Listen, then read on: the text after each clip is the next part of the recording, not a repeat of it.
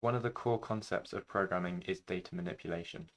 So for example, if we wanted to represent a health bar in a video game, the program will need to keep track of certain values. For example, the current health of the player, the maximum health of the player, how much health should be lost if you take damage from a certain attack, or how much health you should gain if you interact with a healing item.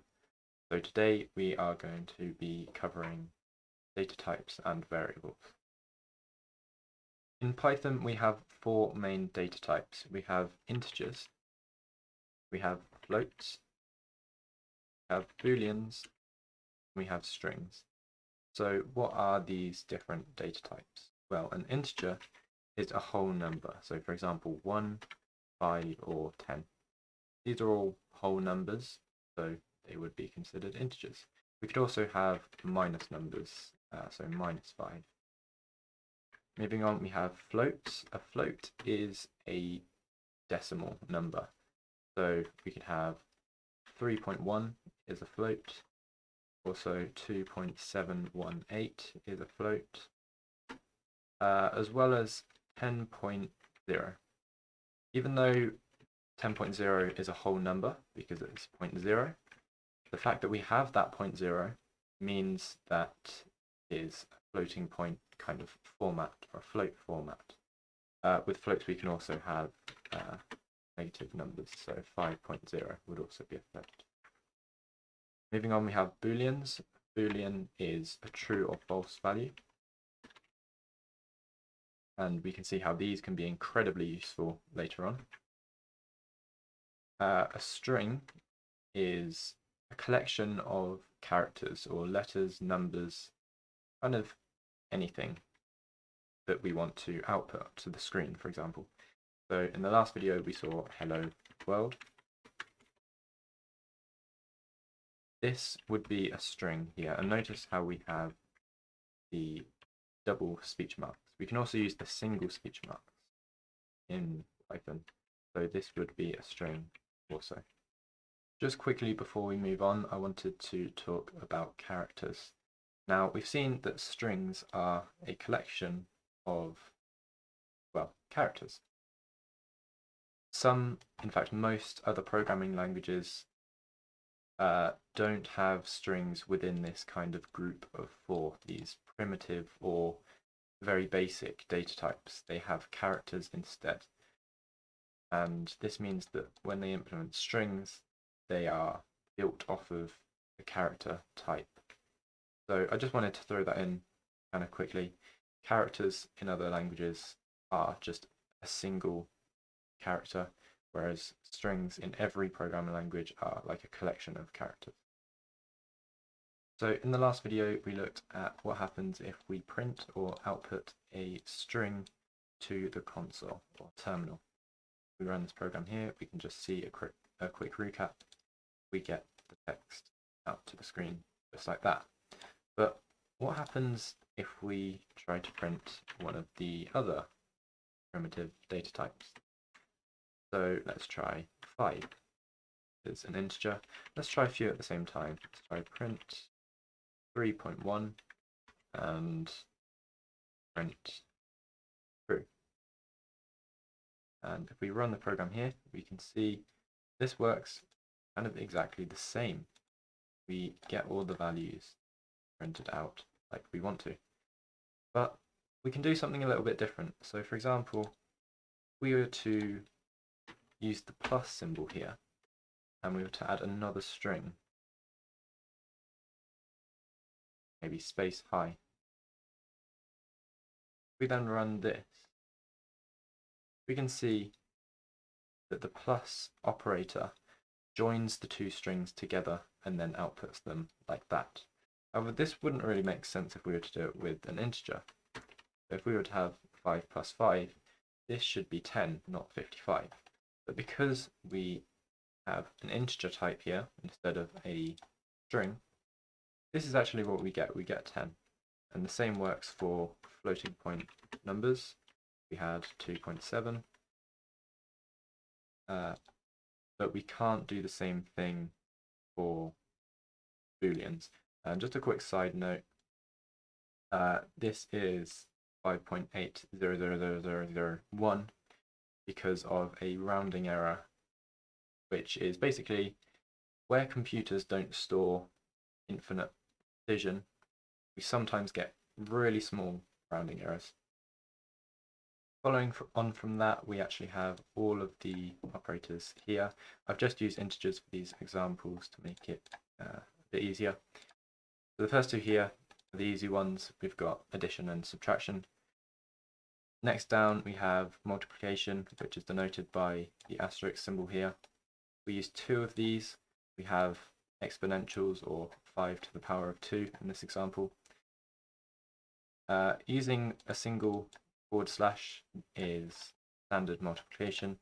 So 10 divided by 3 is 3.3 recurring, 3.33333. Now, these last two are a bit strange. They are related to remainders division. So if you have the number 10, how many times can 3 evenly go into it without using decimals?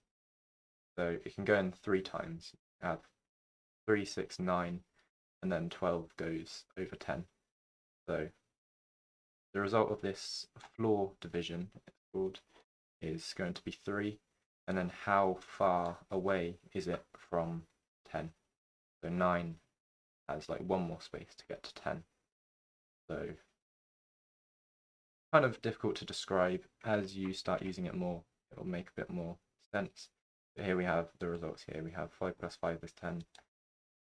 And yeah, all the others you can see for yourself. So moving on to variables now, how do we keep track of a value and in a way that we can change it for later on? So currently we've got print 5, and that's what we want to remain our output for now.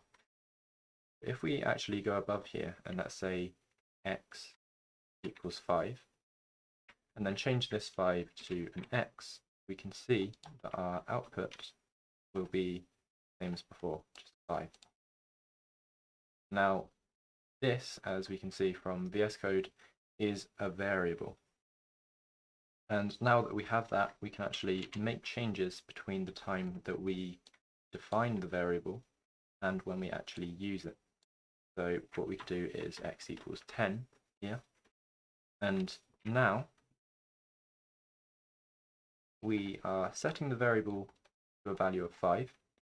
We are then changing it to a 10. And that is the value that is then used. But this also allows us to do something quite cool. If we set the value of x to the value of x plus 1, we can see that we will just add 1 to the value that we set before. If we change this to a 9, load screen here, we now have 10, because we're adding 1 to the value of whatever we had before. This line here doesn't care what the value of x actually is. It's just going to make some kind of change to it. And there's actually a shorthand version of this that we can do. We have x equals x plus something. We can change this to x plus equals, and that does the same thing. We also have minus equals, or x equals x minus 1, which will do the same kind of thing. In this program, it's quite easy to keep track of everything that's going on because we've only got one variable and we've only got effectively 3 lines of code. However, if we have a slightly bigger program, or as we get into much bigger programs in the future, we start to realize the importance of good variable naming. X is very hard to keep track of in this program, and so is Y and Z. So here, X is the health points of a player. We currently have 10 HP. Y can be the amount a healing item gives you, and Z can be the amount of damage that an enemy attack does. So let's rename our variables. Let's rename X to HP, and here I just pressed F2 to rename a variable, and it changes it for all instances. Change Y to healing amount, and let's just change Z to damage. So here it's a lot easier to see what's going on. We are decreasing our HP by the amount in damage. We're doing that 4 times, and then we are increasing the HP by the healing amount. And that is just much easier to understand. When you have multiple words in your variable name, such as healing amount, there are a few different ways you can go about formatting it to make it more readable. One that I've actually missed out from the top is just putting the words together without a space, because note that if we were to try and do healing space amount equals 3, this doesn't work because we can't have a space in a variable name. Python will wonder what healing is.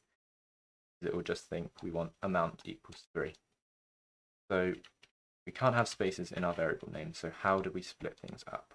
Well, this is kind of okay, but if we have all of our words just joined together, it can be quite difficult to read. The other options here are known as snake casing, which is where every new word is separated by a underscore.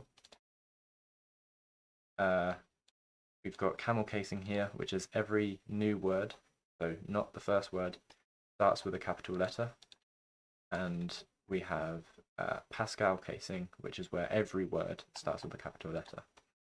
Now, for variable names in Python, it is standard to use snake casing. This is the preferred way of writing your variables for standard format. At the end of the day, it doesn't really matter. You can write your programs in Python using any of these formatting styles, but this is what code bases tend to use, and you should use it where you can. If ever you're unsure what data type your variable is, you can actually use a function. We'll get onto a bit more what a function is later on, called type, and the type will tell you what data type your variable is. So we've got here class int. Don't worry about what a class is too much for now. We'll cover that much later on. Classes are quite complex, but here we can see the important information, int. And if I do this for the others as well and run this, we can see int, float, boolean, and string, like that. So this is a preview of what we are going to be able to make very shortly in the next few videos, which is based heavily off of what we've done today. So we've got our health, which is 10 at the start, and we can show this if we type in HP into console. We can then say that we get hit and hit again and again and again, just like our program from before, and then maybe we heal, and we can type in HP again and we get 9. So we've taken damage 4 times, which is -4 health, and then +3 from the heal, and that gives us the result of 9 HP. We can also exit out of the program with exit, and here we've got almost a somewhat working kind of game. Not a very engaging one at the moment, but we'll build upon that. But here we can see the core concepts of variables in use in a full program. So that's all for this video. Next time we're going to be looking at inputting values into the program as well as type conversion.